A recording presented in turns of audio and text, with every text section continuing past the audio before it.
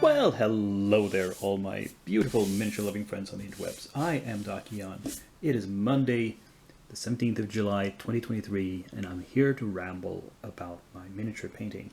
And you're looking at the completed pile for the past week. 8 models. We have 3 hassle-free models in the front, all very armored. A couple of evil warriors. I mean, I say they're evil because they have chaos symbols and spikes and the like. And one of them has a head that looks kind of monstrous. Of course, I added that head, but it had a classic Chaos Warrior head before that. So, yeah, no difference. And we have this little dwarf leaning on his axe. He's got a shield ready. And we have 5 big elementals from Reaper Miniatures in the background. And not much to say about them. You'll see close-ups of them later on. But, you know,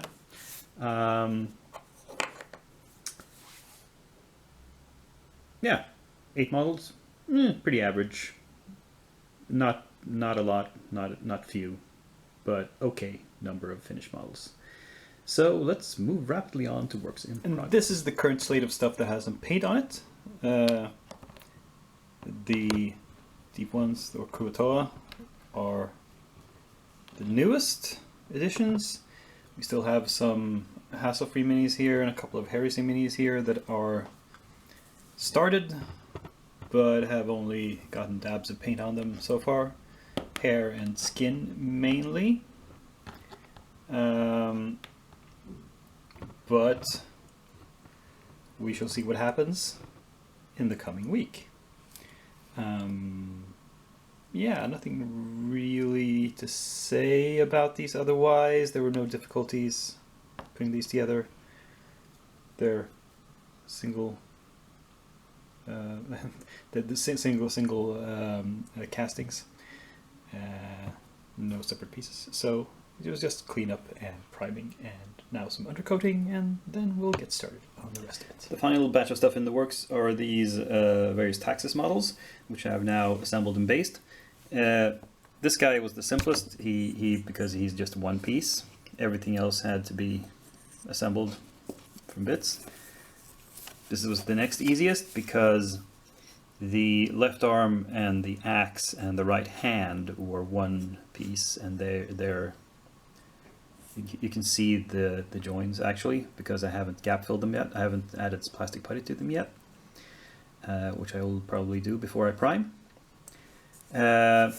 This one though was 3 pieces. So the left arm, the sword with both hands was one piece. The left arm from the pauldron to the wrist was one piece, and then the body and the right arm was one piece.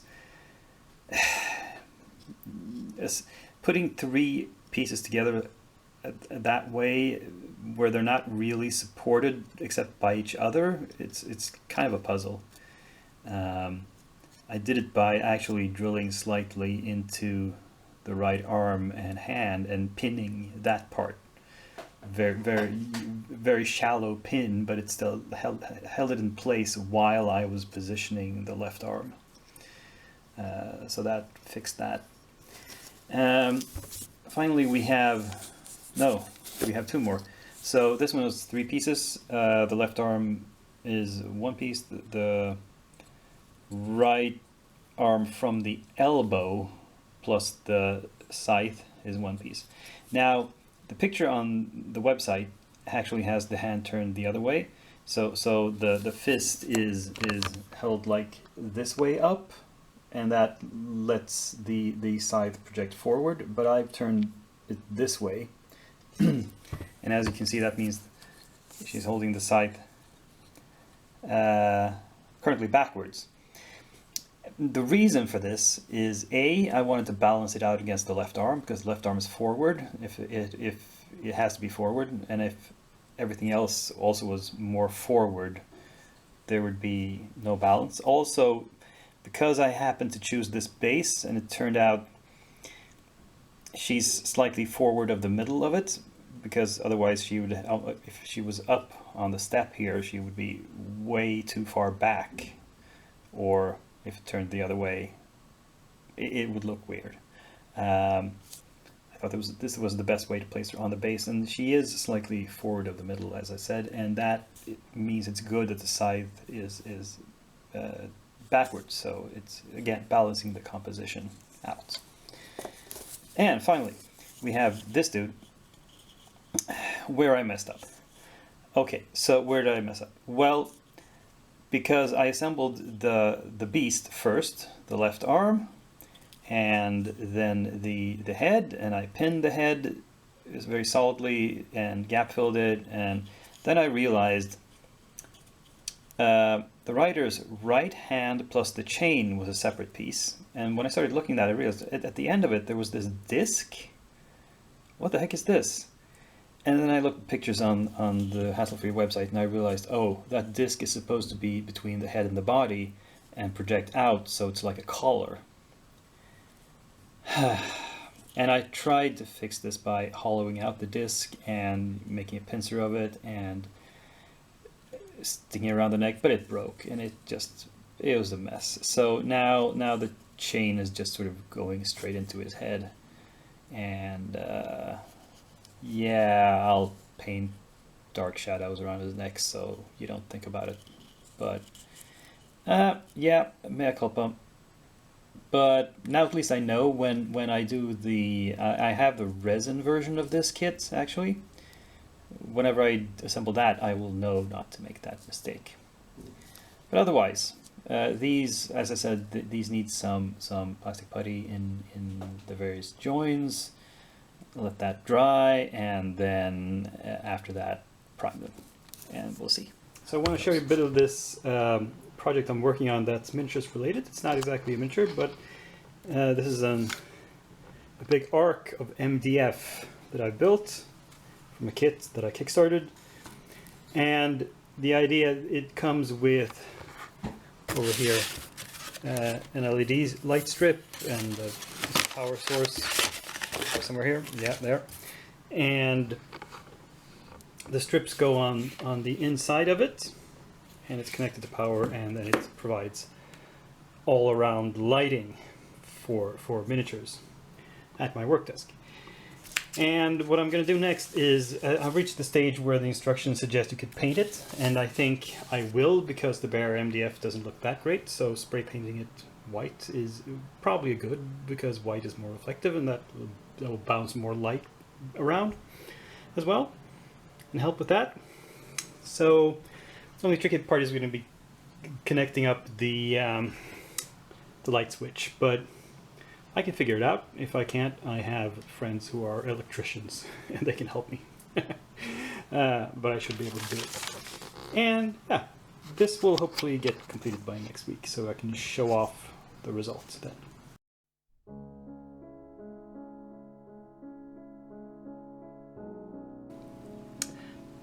For stuff from the Closet of Shame to inventory, we continue on the journey of Malifaux. Even more Malifaux, even more Resurrections this time. We have a lot of stuff like, this is the Nicodem crew set, there's the Dead Rider, an Avatar, here's two more Avatars, here's the Molly crew set, it's the Kirai crew set, and lots of separate stuff like the Beth Noir, this Seishin, which is, yeah, Kirai. There are some Oriental themed undead belonging to the Resurrectionist faction, because Kirai is part of that faction. The Ten Thunders don't really accept undead as part of their crew, I think. So there's another 36 models in this box, which I'm adding to my list right now. What's this, you think? More inventory? No, this is actually a new arrival, so, and / new project, because this is my latest order from Reaper. I haven't ordered as often from them this year, which is part of my general strategy to try to lessen my purchasing. Also, their bonus models haven't been that interesting this year. But anyway, there's an order here for 10 models, and these are the ones I'm going to start also.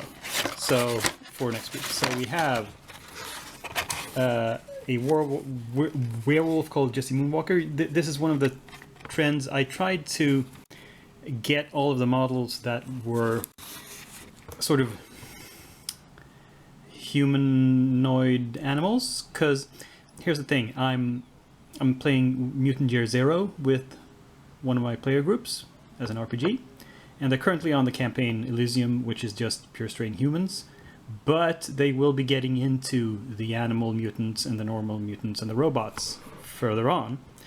And so I'm trying to get ahead of that and paint some miniatures that could apply.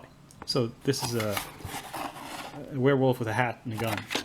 And then we have the Harefolk Rogue. This is more of a fantasy Harefolk. It's probably supposed to be an Easter promo model. I might paint it up for use with mutants. It kind of belongs. There are rabbit folk there, you know, and they don't all use modern weapons. The Goblin Henchman is just a random model I picked up.